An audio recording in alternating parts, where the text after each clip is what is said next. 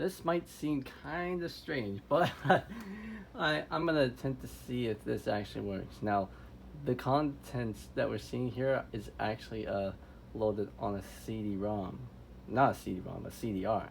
But I'm gonna see if we can actually try and load it from here. Now, keep in mind I do have the OEM Windows 98 disk in the first drive, and then the contents of whatever we have on here on the secondary drive. So let's see if this works.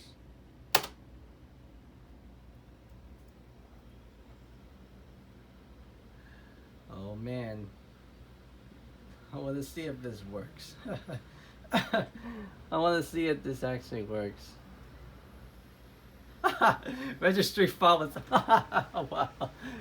This is what happens when you try to load the this is what happens when you try to load the files off of the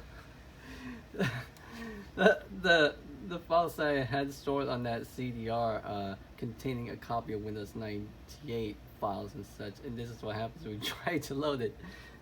Yep. That's what happens. But yeah.